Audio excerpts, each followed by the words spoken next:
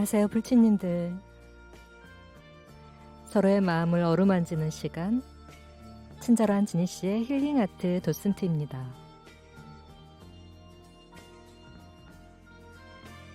오늘 또 오매불망 변함없이 이 시간을 기다리고 함께 해주시는 분이 단 한 분이라도 계실 것이라고 믿고 싶은 친절한 지니씨 DJ 정진희고요.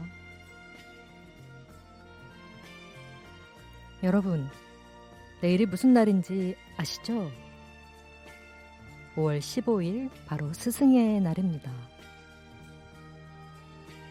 까칠하지만 묵묵히 곁을 지켜주셨던 선생님, 때로는 엄격했지만 누구보다 따뜻했던 스승님, 아니면 인생의 길을 잃었을 때 조용히 방향을 일러주셨던 그야말로 인생의 멘토 같은 은사님 등등, 비단 학교에서 가르침을 주신 선생님만이 아니더라도 살아가다 보면 우리 삶 곳곳에서 어느 한 구절의 책으로, 지나가는 한마디의 조언으로, 혹은 묵묵한 응원으로 우리를 성장시켜 주신 분들이 계실 텐데요. 오늘은 그런 스승님들을 떠올려보며 감사의 시간을 가져보면 어떨까요?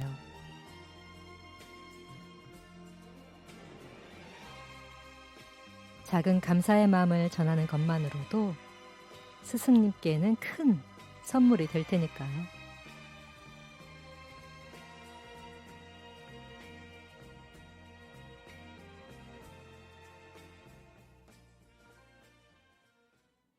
오늘 첫 곡은 루루가 부르는 To Soar With Love.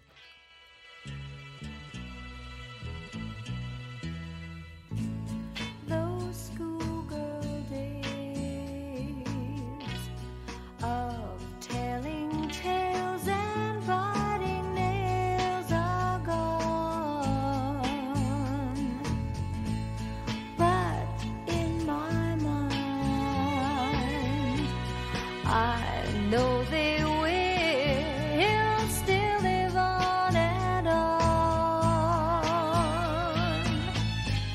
But how do you thank someone who has taken you from crayons to perfume?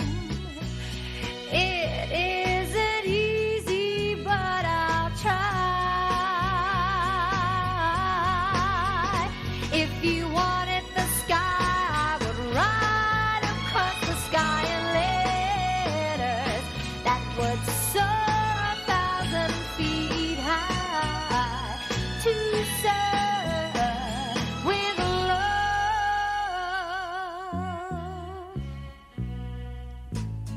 The time has come for closing books, and long last looks must end.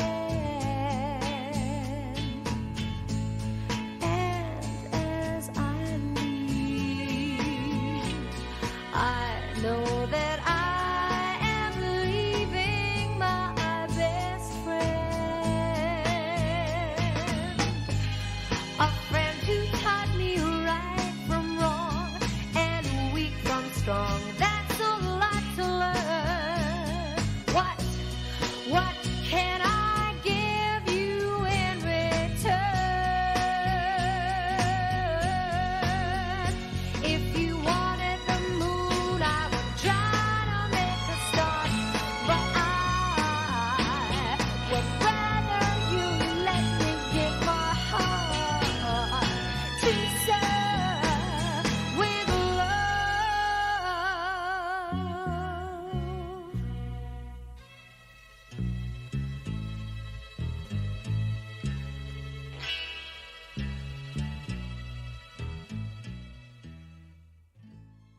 네, 루루의 To Soar With Love, 오늘 첫 곡으로 듣고 왔습니다.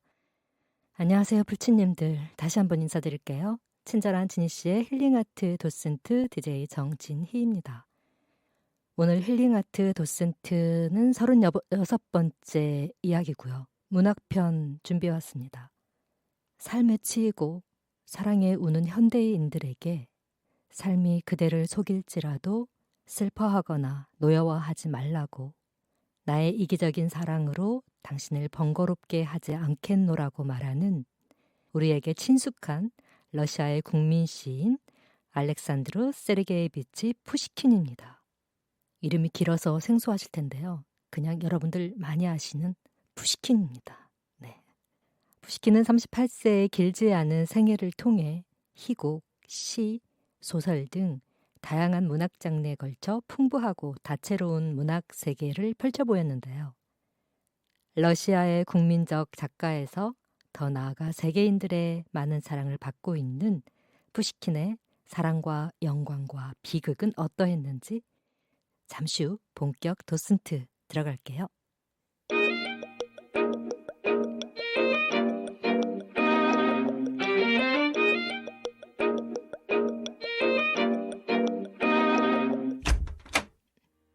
친절한 지니 씨의 힐링 아트 도슨트.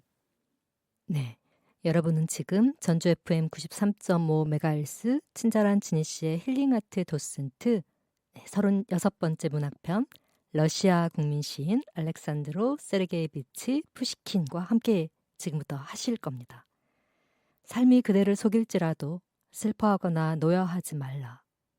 슬픔의 날 참고 견디면 기쁨의 날이 오리니 마음은 미래에 살고 현재는 늘 슬픈 것. 모든 것은 순간에 지나가고 지나간 것은 다시 그리워지나니. 삶이 그대를 속일지라도 노여워하거나 서러워하지 말라.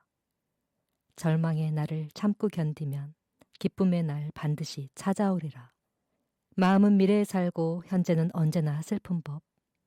모든 것은 한순간에 사라지지만 가버린 것은 마음에 소중하리라. 삶이 그대를 속일지라도 슬퍼하거나 노여워하지 말라. 우울한 날들을 견디며 믿으라. 기쁨의 날이 반드시 오리니. 네, 평소 시나 문학에 관심이 별로 없는 사람이라고 하더라도 누구나 한 번쯤 들어보았을 법한 이 알렉산드르 세르게이비치 푸시킨의 이 시는 푸시킨이 당시 유행하던 앨범 시의 형태로 사랑하는 여인에게 남긴 것이라고 합니다. 네, 역대급 사랑꾼의 출몰, 출몰의 서막 되시겠네요. 서럽고 슬프고 화나고 우울한 삶이라도 그런 삶을 담담히 받아들이라 하면서도 미래의 기쁜 날을 향한 소망을 간직할 것을 권유하고 있는데요.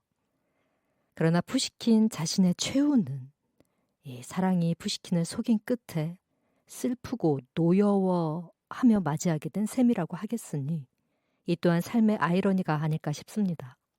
관련된 이야기는 잠시 후에 하기로 하고요. 네, 평생토록 아주 수많은 아름다운 여인들을 사랑했고 또 그 마음을 자신의 문학 속에 녹여낸 러시아 국민문학의 창시자인 이 푸시킨은 19세기를 한 해 앞둔 1799년 러시아 모스크바의 한 유서 깊은 명문 귀족 집안에서 태어납니다. 그런데 사실 푸시킨은 아프리카 흑인의 후손이었다고 하더라고요. 그의 외증조부인 아브람 페트로비치 가니발은 아프리카 흑인으로 러시아에 온 후 표트르 대제의 총애를 받아 노예 신분에서 면천되고 유럽에서 유학하며 당대의 학자들과 교류하기도 했다는데요. 볼테르로부터 계몽주의의 검은 별이라는 찬사를 들을 정도로 학문적 성취를 이루었던 인물로 이후 그의 가문은 러시아의 명문가로 자리 잡았다고 합니다. 그렇게 푸시킨의 외증조부는 서양 최초의 흑인 극작가가 되었고 러시아에 끌려온 흑인 노예의 증손자인 푸시킨은 러시아 현대문학의 선구자가 된 거죠. 푸시킨의 짧은 삶은 고립과 방황, 고난의 연속이었고 운명은 그에게 너무나 가혹했는데요. 왜소한 체구와 또 흑인의 피가 섞인 외모로 어린 시절부터 그는 늘 동년배 친구들로부터 따돌림과 그러니까 왕따의 대상이었다고 합니다. 반면에 여자아이들에게는 관심의 대상이었던 까닭에 젊은 시절 푸시킨의 여성 편력은 엄청나게 화려하고 유명했다고 하죠. 네. 푸시킨은 외증조부인 가니발의 묘한성 역사소설인 표트르 대제의 흑인에 대한 이 무한한 존경심을 드러내기도 했지만 가문에 대한 자부심에도 불구하고 흑인의 후예라는 사실은 러시아의 백색주의 문화 속에서 그에게 일종의 열등의식으로 작용하기도 했는데요. 때마침 프랑스를 중심으로 퍼져나가던 이 자유주의 사상은 그의 이단적 천재성과 더불어 제국의 아웃사이더로 성장하는 토양을 만들어내고 있었으며 이러한 시대적 개인적 배경은 푸시킨의 모순된 시 세계를 설명하는 실마리가 됩니다. 1811년 차르스코 에셀로에 개설된 귀족 학교인 리체이에 입학한 푸시킨은 자유주의적 교풍 속에서 1814년 나의 친구 시인에게를 발표하며 문학계에 첫 발을 들여놓습니다. 처음엔 선배이자 낭만주의 시인인 K.N. 바투슈코프, 또 주코프스키 등 17세기에서 18세기 프랑스 시인들의 시풍을 따르다가 1817년 리체이를 졸업하고 외무성에 근무하면서 수도 페테르부르크에서 혁명적 사상가인 차데예프와 사귀면서 러시아 전제 정치를 타도하려 한 무장 봉기단체인 데카브리스트의 그룹에 참여하는 등 농노제 타도 정치 사상이 확고해집니다. 네, 이제 자꾸 버벅거리는데요. 이름도 어렵고 이데올로기도 난해합니다. 이해해 주시고요. 결국 데카브리스트의 사상에 공명하면서 자유를 사랑하는 내용의 송시인 자유, 또 농노제 붕괴를 예언한 농촌 등 정치적인 시와 음란한 시를 번갈아 발표함으로써 푸시킨은 러시아의 정치체제, 또 종교적 근본주의의 반항아로 낙인 찍히게 되고 길지 않은 삶의 많은 부분을 이 오지에 유폐돼서 고립의 시간을 보내게 됩니다. 푸시킨은 수도에서 멀리 떨어진 남부 지역으로 유배되어 있었기 때문에 페테르부르크의 반정부 사건에는 직접적으로 참여하지 못했고 그것이 그에게는 동료들과 함께하지 못했다는 일말의 어떤 죄책감으로 이제 남게 되는데요. 시베리아의 광산 저 깊숙한 곳에서 의연히 견디어주게 참혹한 그대들의 노동도 드높은 사색의 노력도 헛되지 않을 것이네. 불우하지만 지조 높은 애인도 어두운 지하에 숨어있는 희망도 용기와 기쁨을 일깨우나니 기다리고 기다린 날은 반드시 오게 될 것이네. 시베리아로 유배를 떠난 동지들에게 전하는 푸시킨의 이 시는 자유에 대한 절박한 염원을 담고 있습니다. 이후 바이런의 영향을 받은 그는 그곳에서 카프카스의 포로, 도둑형제, 바흐치 사라이의 샘 등의 이 작품 소재를 얻었고요. 1820년 러시아 민간 전승에서 취재한 동화풍의 담시인 루슬랑과 류드밀라를 발표하면서 젊은 세대들에게 열광적인 지지를 얻게 되죠. 러시아 문학사상 최초의 리얼리즘 작품인 에프게니 오네긴을 쓰기 시작한 1823년 무렵에는 낭만주의 한계를 인식하게 되면서 집시 또 바이런적 주인공에 대한 비판의 눈길로 개인과 사회 또 자유와 운명의 문제를 제기하기도 합니다. 1824년 무신론을 긍정한 편지가 압수되면서 미하일 로프스코 마을에 연금되어 있는 동안 비극시인 보리스 고두노프, 또 풍자적 서사시인 노손백작 등을 완성하였고 고독하고 불우한 유폐 생활을 통해 사상적 예술적으로 성장하게 되면서 러시아 국민 시인으로 성숙하게 되는 계기를 맞이하죠. 1826년 황제 니콜라이 1세의 특사로 자유의 몸이 되었으나 그 뒤 말년까지 이 관원의 엄중한 감시와 검열을 받았다고 하고요. 아빠 찬스로 증여받은 땅 니체 고로도주에 갔을 때는 마침 콜레라가 당시에 발병해서 발이 묶인 채로 무려 3개월을 그곳에서 생활하며 문학 활동과 창작의 정점을 찍게 됩니다. 네, 역시나 이 필생의 역작이라 함은 진희 씨가 무슨 말을 할지 이제 다 아시죠? 네. 헝그리 정신, 헝그리. 네. 바로 요 시기에 단편 소설집인 그 유명한 벨킨 이야기, 4편의 작은 비극, 돌의 손님, 인색한 기사, 모차르트와 살리에리, 또 질병대의 주연 등 50여 편의 작품을 썼고요. 에프게니 오게닌의 기본적인 틀도 요때 완성됩니다. 음악 듣고 와서 이야기 이어갈게요.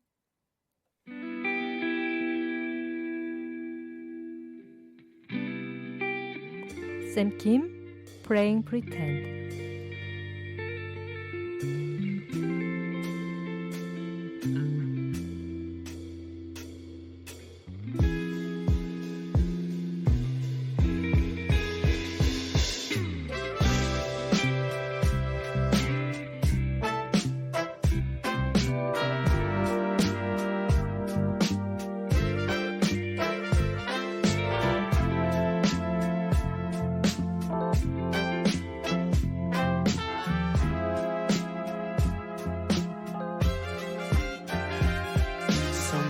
I think about my life and all its funny games.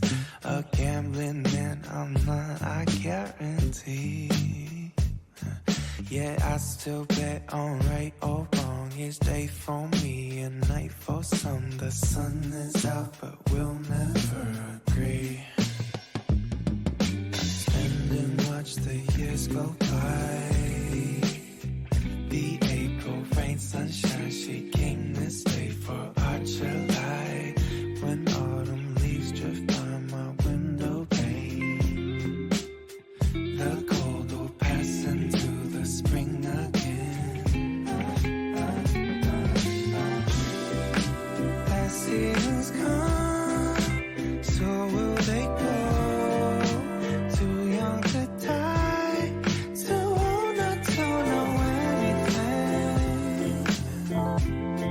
Maybe we sleep in today. But alas, our things to do, life goes on. Still my thoughts distract me, some things don't change. I'll spend a sunny afternoon by waiting for city night lights to shine before I call it a day. Who are they, I wonder, going home? Or the other way, I'll never know. If of some comfort, I'll raise up and pray. If nothing, may your drinks be cold and strong. Another taste, let it go. As seasons come, so they go. Too young to die, but too damn old not to know anything. I'm done for doing things the same as yesterday, expecting change. Do you feel at all? At times I don't wanna grow up knowing part of me still wishes I was young again. When did we stop playing pretend?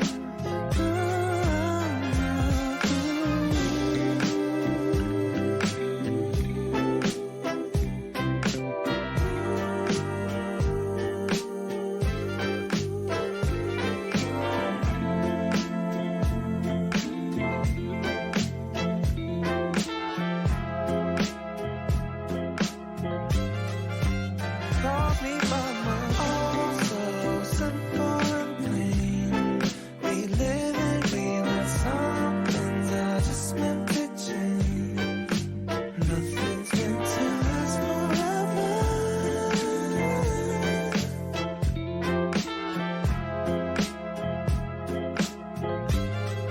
So where will you be? Heard you're leaving town. Won't have much to do if you're not around. I suppose it's better this way. I've never 한 곡 더 듣고 올게요. 루페이, I've never been in love before. Now all at once it's you forevermore.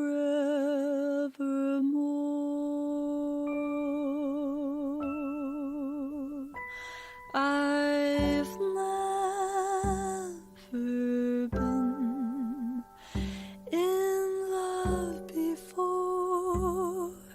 I thought my heart was safe I thought I knew the score,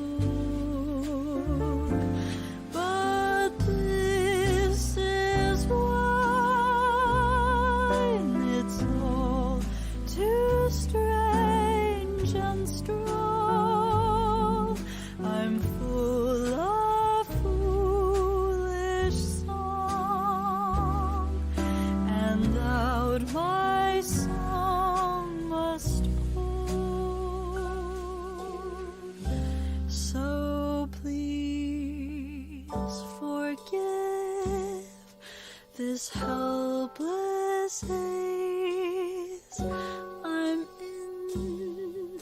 I've really never been in love before.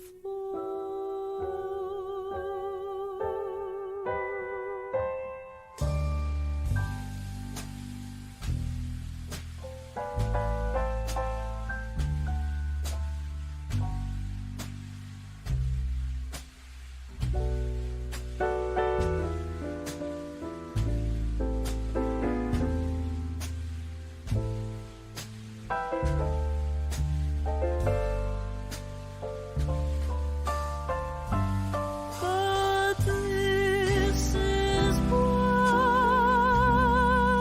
It's all too strange and strong. I'm full of foolish song, and out my song must pour.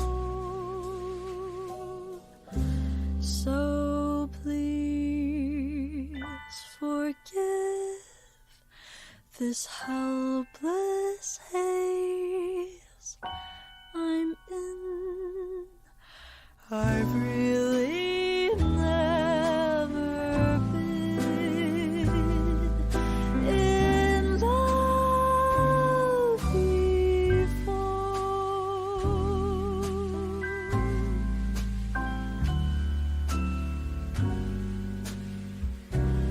I've really never been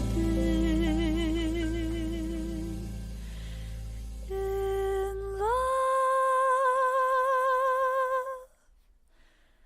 before.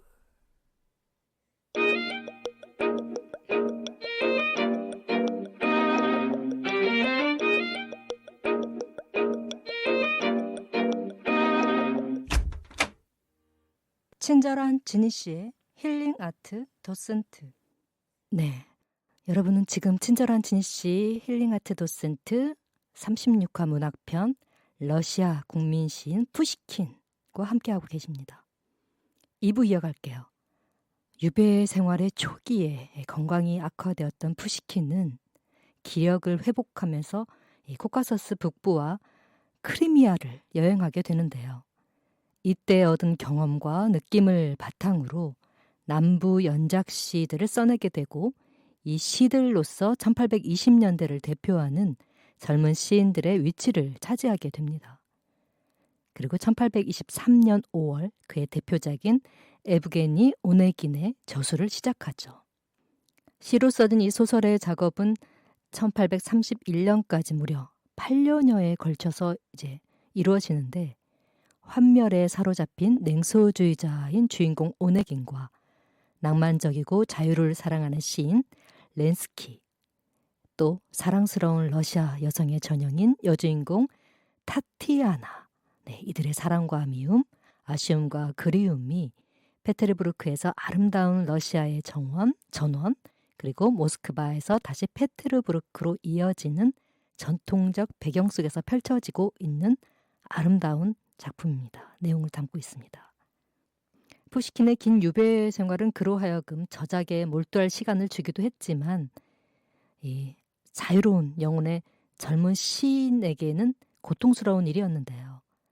그 고독과 그리움의 여정 속에서 썼던 고뇌에 찬 편지들, 또 유배지 몰다비아와 오데사에서의 금지된 사랑, 음주, 도박, 폭력, 결투 등이 젊은 푸시킨을 끊임없이 압박합니다. 그의 마지막 유배지는 어머니의 장지가 있던 미하일로 보스코에라는 곳이었고 그곳에서 최초의 희곡인 보리스 고든노브를 발표하죠. 1826년 니콜라스 1세는 마침내 푸시킨을 기나긴 유배에서 풀어주지만 그의 모든 작품들은 출간 이전에 이 황제인 니콜라스 1세에게 먼저 검열을 받아야 했고요. 이렇듯 제한적 자유에도 불구하고 황제의 사면은 이 기성 체제의 권력에 대한 푸시킨의 반항적 태도를 순화시켰고 표트르 대제의 처세를 중심으로 푸시킨은 러시아의 역사에 대해 깊이 침잠하기 시작합니다. 푸시킨의 삶은 그 자체로 이미 사랑이고 열정이고 문학이었지만 결국 그 사랑으로 인해 불행한 죽음을 맞이하게 되는데요. 운명의 여인은 곤차로바를 만난 것은 1828년 12월이었고 16세에 이미 러시아 사교계에 널리 알려졌던 그녀의 아름다움에 푸시킨은 첫눈에 넋을 잃고 그녀와의 교제를 꿈꾸지만 이 곤차로바의 어머니는 푸시킨의 방탕한 생활과 러시아 정부와의 그런 갈등을 이미 잘 알고 있었던 터라 딸과의 만남을 적극 반대하죠. 1830년 그는 긴 여행 끝에 모스크바로 돌아와 다시 곤차로바를 찾아가고 곤차로바에 대한 열렬한 구애에 설득당한 그녀의 어머니는 마침내 결혼을 승낙하지만 그의 푸시킨은 아버지가 물려준 볼디노의 영지로 방문했다가 콜레라의 발발로 3개월 동안 발이 묶여 이 모스크바로 돌아올 수 없게 됩니다. 좀 전에 일부에서 진 씨가 말씀드렸던 부분인데요. 요 시기에 이 푸시킨 문학의 창작과 문학에서 생애 정점을 찍게 되고 오네긴의 마지막 부분을 마무리하면서 산문집과 짧은 희곡들 또 여러 편의 시들을 완성해냅니다. 푸시킨과 곤차로바는 이듬해인 1831년 2월 마침내 결혼식을 올리는데요. 자, 이때부터 세상을 뜨는 1937년까지 그러니까 약 6년여의 대부분의 시간을 이 페테르부르크에서 둘은 보내는데 그렇게 사랑하던 여인과의 결혼 생활이지만 푸시킨의 삶은 그다지 행복하지 못합니다. 1833년 러시아 학술원의 일원으로 임명되지만 젊은 시절에 그 자유분방한 시인으로서의 명성은 점차 사라져가고 독자들은 그의 새로운 산문들에 대해서도 큰 관심을 두지 않았습니다. 이제 그 낭만적이고 아름다운 그 서사풍의 그런 작품에서 정부, 반정부 체제를 비판하는 그런 내용들, 이데올로기들을 담은 작품들을 발표하면서부터 아무래도 일반 독자들에게 조금은 외면당한 것이 아닌가 하는 그런 생각이 드는데요. 페테르부르크의 생활에 염증을 느낀 푸시킨은 가족과 함께 시골로 내려가길 원하였지만 황제가 그것을 허락하지 않았다고 하는데 이게 다 꿍꿍이가 있었죠, 사실은. 푸시킨이 페테르부르크를 떠나고 싶어 했던 이유는 지극히 개인적인 이유로 알려져 있는데 다름 아닌 그의 아내인 이 곤차로바의 문란한 사생활에 대한 루머 때문이었고요. 이는 황제인 니콜라이 1세와의 연문으로까지 이어지면서 굉장히 파장이 심해집니다. 근데 꿍꿍이가 밝혀지는 지점인데 게다가 프랑스 기병대 장교 출신으로 러시아 황실의 근위대에서 일하던 단테스라는 청년과 이 곤차로바 사이의 불륜에 대한 루머까지 떠돌면서 이제 엎친 데 덮친 격이죠. 극한의 스트레스와 분노와 질투심에 휩싸인 가운데 단테스가 곤차르바의 여동생과 전격 결혼까지 하는 사태에 이르게 됩니다. 콩가루 한 푸대 뒤집어 쓴 이 기분은 또 뭐람요. 좌우지간 두 사람은 천한 매제의 사이가 되었는데 이 이후로도 단테스와 곤차로바 사이의 소문은 네버엔딩, 목보링견, 점입 가경 스토리로 이어집니다.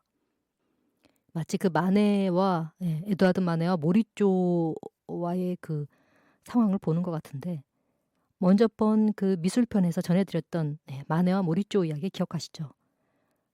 그 내연녀인 모리쪼를 평생 옆에 두고 싶어서 자신의 남동생과 결혼을 시키고 그러니까 제수 씨와의 내연 관계를 자신이 죽는 날까지 이어갔던 그 마네의 그 콩가루 콩가루가 여기까지 다시 또 네, 이렇게 상기시켜 주네요.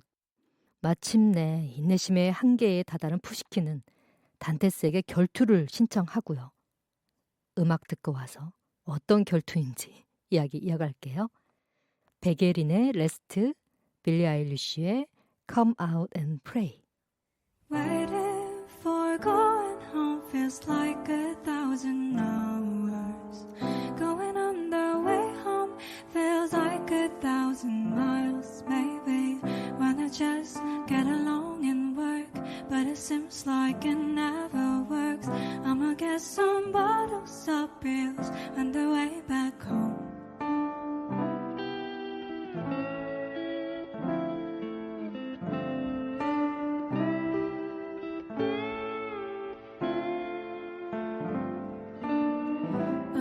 I just wanna be free of the ground, of the wall, and I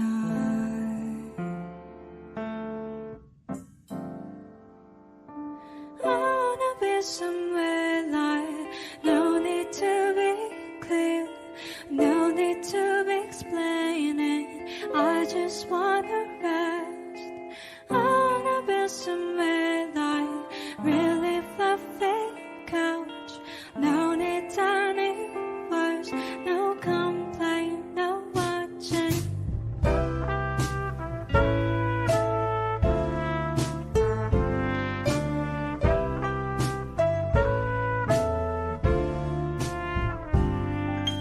Waiting for the weekend comes feels like the time is frozen.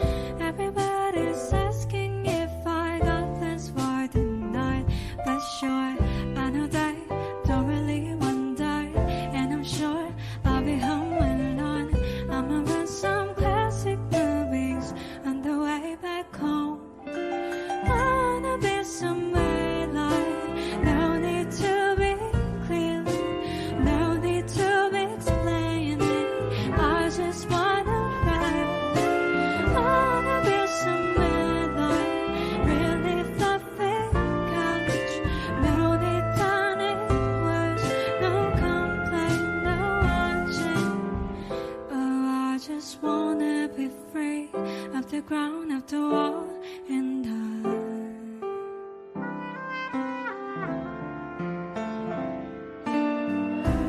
I just wanna be free of the ground, of the wall, and I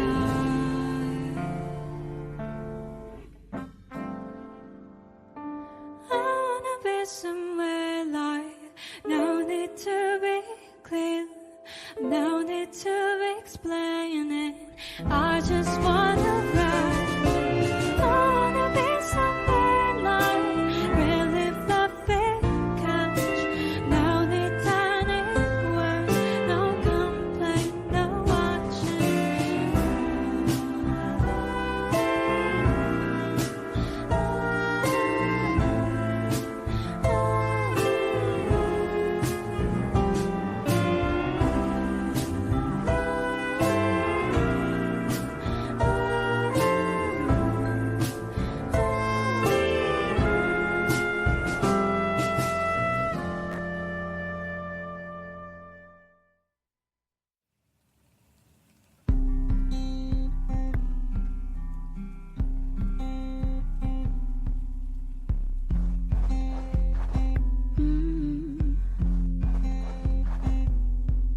Wake up and smell the coffee.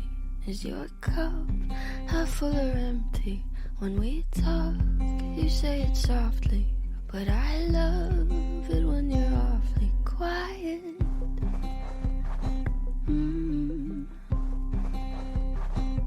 Quiet.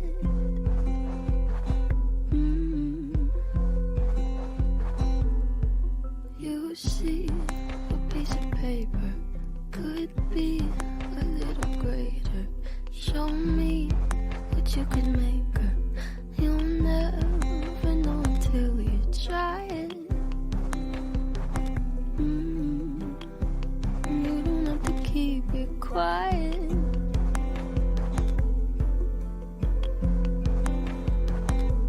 And I know it makes you nervous, but I promise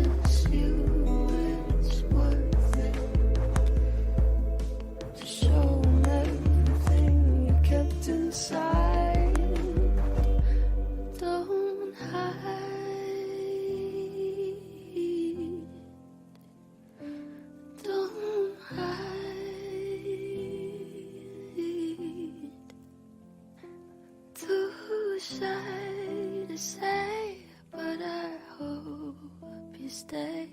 Don't hide away. Come out and play.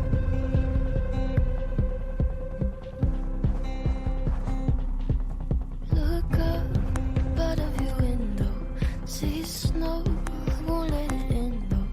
Leave home, feel the window, 'cause it's colder here inside and silence. You don't have to keep it quiet.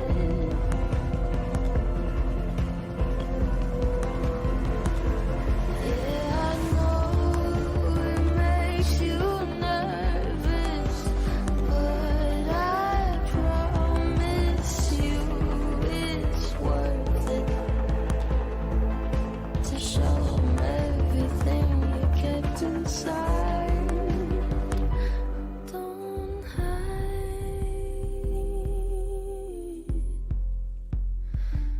Don't hide.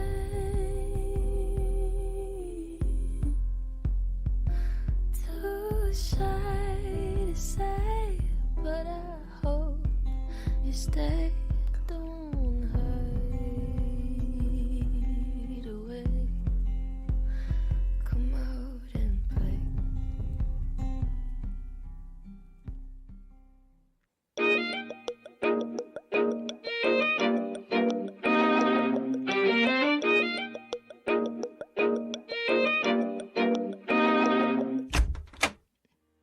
친절한 지니 씨의 힐링 아트 도슨트. 네, 베게린의 레스트 그리고 빌리 아일리쉬의 Come Out and Pray 두 곡 듣고 왔습니다. 특히 이 베게린의 레스트라는 곡은 네, 진 씨가 요즘 정말 최애 아끼는 곡인데요. 가사가 정말 너무 마음에 와닿더라고요. 네, 어느 날 이 노래를 듣고 있는데 이렇게 눈물이 네, 가슴이 막 이렇게 뭔가 모르게 막 차오르면서 막 벅차오르면서 눈물이 쭉 흐르더라고요. 네, 저한테 이 정신적으로 육체적으로 네, 굉장히 진정한 휴식이 필요했던 그런 시점이었나 봐요. 네, 그 시기에 딱 마음을 이렇게 건드리는 네, 그런 노래를 들어서 그런지 잊혀지지 않고 네, 특히 가사가 정말 마음에 와닿았던 베게린의 노래 레스트를 오늘 또 선곡을 해서 같이 들어봤습니다. 친절한 진 씨의 힐링아트 도슨트 36번째 문학편 러시아 국민 시인 알렉산드로 세르게이비치 푸시킨과 함께하고 계십니다. 이름이 긴데요. 네, 삶이 그대를 속일지라도 놓여하지 말라 하던 그 푸시킨 맞습니다. 러시아 궁정 행사에 푸시킨의 아내 곤차로바가 참석하기를 바라는 이 황제의 명령으로 푸시킨은 시정보로 임명되었고 이는 창작하는 시인에게는 어울리지 않는 보직이었지만 세속 권력과의 충돌 속에서 역사적 시야를 확대해 가던 푸시킨은 이 표트르 대제의 공적을 기리며 그 희생이 된 페테르부르크 소시민의 비극을 묘사한 서사시 청동의 기사와 또 소설 스페이드 여왕, 역사소설인 대위의 딸 등을 발표하며 꾸준히 작품 활동을 이어나갑니다. 그러던 중 이제 단테스와의 이 결투가 벌어진 건데요. 아까 2부 끄트머리에서 제가 결투를 신청했다고 했죠. 푸시킨이 단테스에게. 자, 이렇게 되기까지 그 내막을 들여다보면 단테스는 끈질기게 푸시킨의 아내인 곤차르바에게 구애를 했고 이는 당시 러시아 상류 사회 최대의 이슈로 떠올랐으며 푸시킨의 모욕감이 얼마나 컸을지는 짐작하고도 남음이 있습니다. 게다가 또 푸시킨의 여동생과 결혼까지 했다고 했잖아요. 네. 결혼한 후에도 정신을 못 차리고 계속해서 그러니까 부인의 올케 언니인 거잖아요. 네. 부인의 올케 언니에게 구애를 했고 급기야는 푸시킨에게 익명의 편지가 배달되기 시작하는데 아내에게 배반당한 남자가 된 것을 축하한다는 식의 아기에 찬 조롱의 편지였다고 해요. 푸시킨은 단테스의 양아버지였던 헤케른이 편지를 쓴 것으로 생각하고 그를 비난하는 편지를 또 보내죠. 이 사건이 단초가 되면서 결국 두 사람이 결투로까지 이어진 것인데 결투 중 단테스에게 총을 맞고 치명상을 입은 푸시킨이 결국 사망하고 맙니다. 그런데 이 결투가 러시아 궁정 내부 내부 세력이 푸시킨을 제거하기 위해서 꾀한 음모라고 음모에서 비롯된 것이라는 썰도 있는데요. 이거 어디까지나 밝혀지지 않은 거라서 정확히 그런 건지는 모르겠지만 그럴 법도 해요. 이전에 제가 아까 말씀드렸듯이 반정부를 비판하는 그런 체제의 글들, 관한 그런 글들, 문학 작품들을 이제 발표를 했고 활동을 했기 때문에 충분히 미루어 짐작해 봄직한 지점이 아닌가 싶고요. 이들이 결투한 곳에는 두 개의 비석이 서 있는데 결투를 위해 두 사람이 각각 자리 잡았던 곳이라고 합니다. 푸시킨의 소설 에브게니 오네긴에서 렌스키는 오네긴과의 결투에서 죽음을 맞이하는데 렌스키의 운명이 곧 이 푸시킨의 운명이 되고 말았으니 자신이 쓴 소설이 곧 복선이 된 셈이죠. 꽃다운 16살 소녀 곤차로바를 처음 만나 이토록 아름다운 여인이여 내게 생명을 불어넣어준 여인이여 라며 정열을 불태웠던 때가 바로 엊그제 같건만 매혹적인 자태의 아내인 나탈리아 곤차로바와 1831년에 결혼해 4명의 자녀만을 남겨두고 푸시킨은 그렇게 불행하게 또 생을 마감합니다. 곤차로바는 1844년에 재혼하죠. 혼자서는 못 사는 여인이었어요. 어쨌든 38세의 젊은 나이에 사랑하는 여인을 위한 결투로 목숨을 잃었지만 진짜로 목숨 걸고 싸웠어요. 우리 그냥 우스갯소리로 목숨 걸고 싸웠다고 하는데 정말 이제 그런 거죠. 그는 다른 모든 사람들이 100년에 걸쳐서도 이루지 못한 문학적 업적을 이루어냅니다. 푸시킨은 러시아 문학의 낭만주의 시대를 대표하는 것으로 평가받는데요. 하지만 낭만주의라는 단어만으로는 그의 문학 세계 전체를 규정하기는 어렵죠. 비평가들은 그의 문학이 신고전주의에서 낭만주의를 거쳐 리얼리즘으로 가는 길의 과도기를 반영한다고 평가합니다. 낭만주의적이었으되 낭만주의적이지 않았다라는 말이 있을 정도니까요. 푸시킨은 또한 러시아 문학의 발전뿐 아니라 러시아어 자체의 발전에도 기여를 했다는 평가를 받고 있는데요. 러시아어 표현에서 부족함을 느낄 때 과감하게 새로운 단어나 표현을 고안해내기도 했고요. 이 풍부한 감정을 유감없이 발휘한 문장 표현은 러시아 문학을 푸시킨 이전과 그 이후로 나누게 할 정도라고 합니다. 서유럽에 비해 문화적으로 뒤떨어졌던 19세기 러시아의 푸시킨은 유럽의 모든 문학 장르를 도입시키는 한편 서정시, 서사시, 소설, 단편, 에세이, 희곡 등 전 장르에 걸쳐 창작의 불꽃을 피워올리죠. 푸시킨이 아니었다면 이반 트루네게프, 또 이반 곤차로프, 톨스토이 등이 가능하지 않았을 거라고 비판가들은 말하는 이유입니다. 러시아인에게 푸시킨은 러시아의 문학이자 러시아의 정신이자 러시아의 문화적 자부심 바로 그 자체였던 거죠. 푸시킨의 등장과 그의 문학적 업적으로 인해 러시아는 비로소 이 러시아의 삶과 정신이 담겨있는 독자적인 자신만의 문학을 가질 수 있게 되었고 푸시킨이 그 후 러시아의 문화예술과 작가들에게 끼친 영향은 러시아를 알면 알수록 또 푸시킨은 알면 알수록 새삼 그 엄청남에 대단함에 놀라지 않을 수가 없습니다.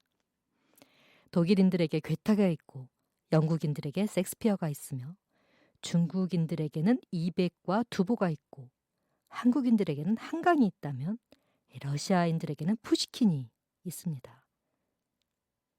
이렇게 말하면 톨스토이나 도스토옙스키가 섭섭해할까요? 네.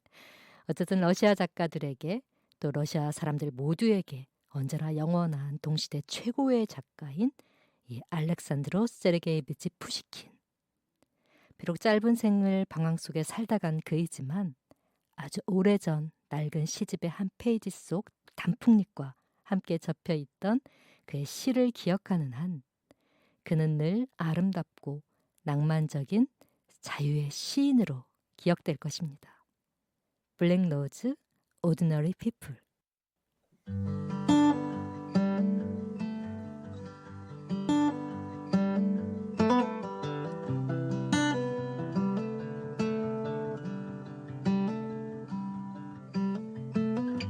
Met you out late last night.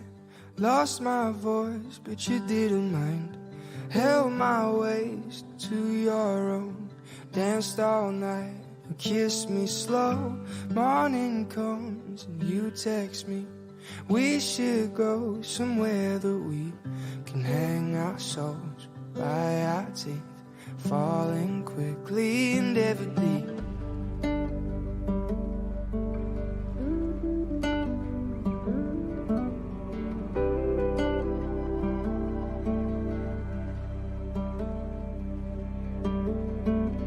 You came round at 5:30.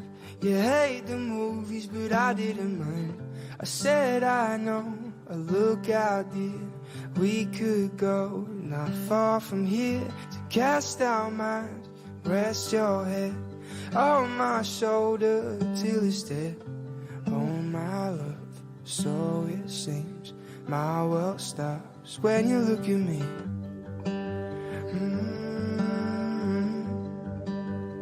When you look at me,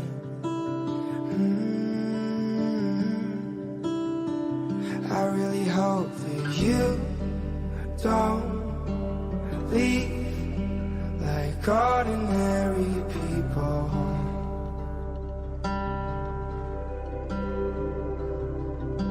But a fool could see that you would never be in love as deep, and it tears me apart.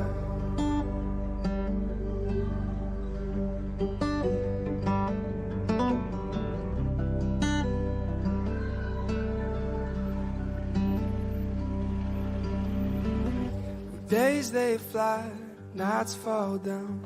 Trace your footsteps all over town.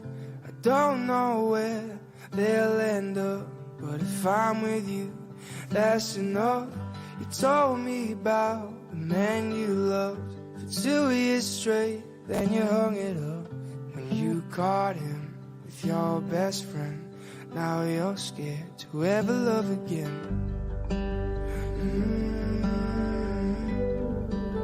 But I'd always be there.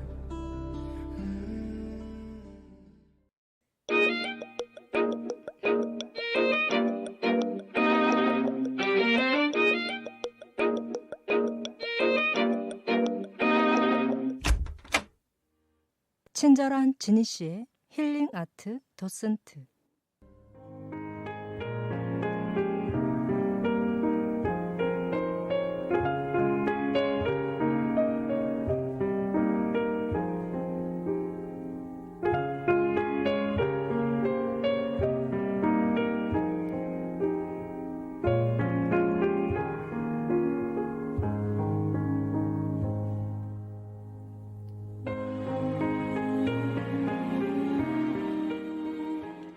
이 세상은 나무의 것이다. 사람 사는 일이 아름답지 못할 때 숲에 들면 나무는 얼마나 많은 목숨을 살리는지 내 뼈마디가 다 꺾인다.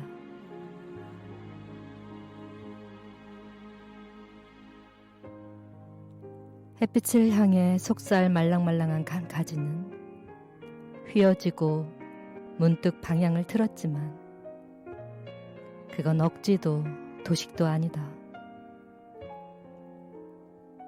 햇빛도 나무 때문에 지구에 온다. 나무는 햇빛의 속마음을 제 잎사귀에 적어두고 나머지는 온갖 꽃이나 벌레들의 색깔과 뭇 짐승의 체온으로 돌려준다. 그래서 만산 홍엽이다. 사람들은 세상을 위해 무엇 하나 하는 일이 없는데 나무는 제 일이 세상 일이고 세상 일이 제 일이다. 지난 여름 그 무서운 태풍과 겨뤄본 듯 내 허벅지만한 한 나무, 한 그루, 입동 가까운 세상에 제 몸을 말려 건네주고 있다. 세상은 나무가 바꾼다.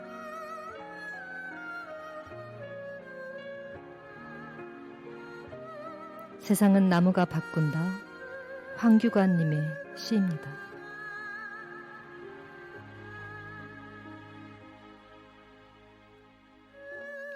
이런 나무처럼 사는 일은 바라지도 않는다. 나무의 마음이 되기에는 나는 너무 이기적이고 욕심이 많다. 그러나 이런 마음이 있어야 세상이 아름다워지는 것을 알기에 이런 마음으로 살아가는 나무 같은 사람들을 만나면 귀하고 행복하다. 그리고 조금 더 삶을 이타적인 위치로 이동시키고자 하는 마음에 자극을 받는다.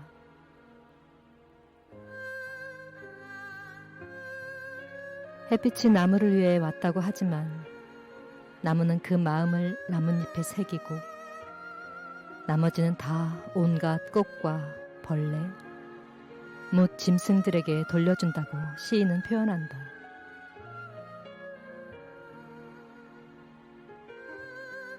사람 사는 일도 다 마찬가지로 분배와 순환이 있어야 한다. 나 혼자 행복한 세상은 없다. 옆 사람이 행복해야 내가 행복하기 때문이다. 또한 행복과 불행은 에너지의 전달력이 강하기 때문이기도 하다.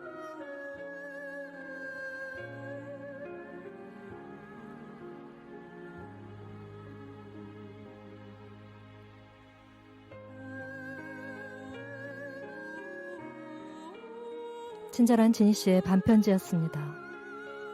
이 코너는 진씨의 일상 경험, 단상, 격언, 명언, 좋은 시, 긍정, 확언 등으로 채워가는 치유와 회복, 명상의 시간입니다.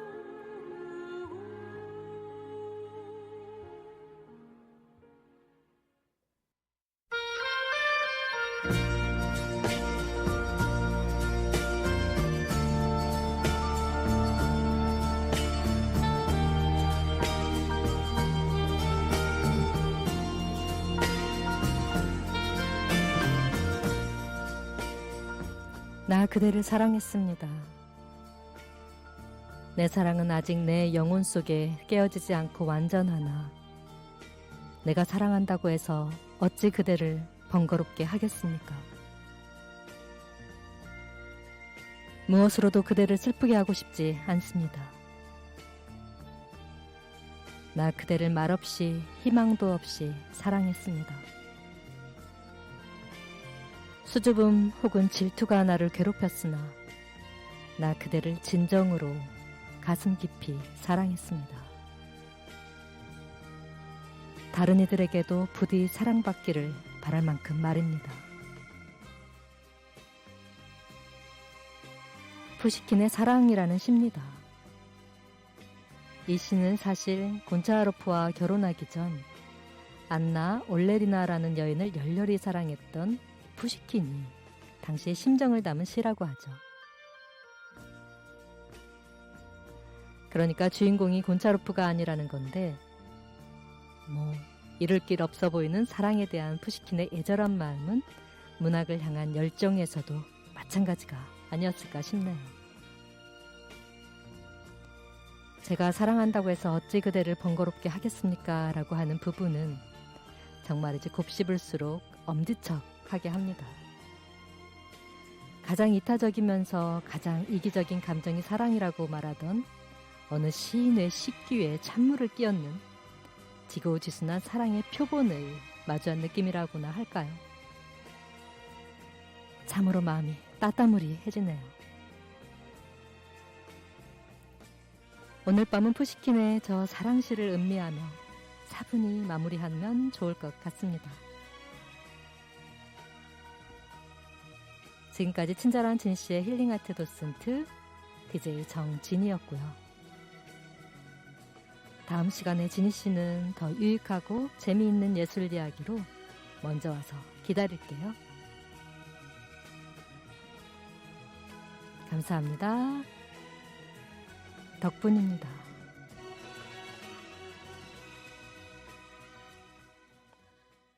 오늘 끝곡은 새소년 눈. 나는 멀리 곳에 돌아가지 않아. 무슨 말이지만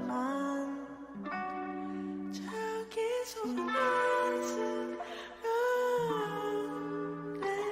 난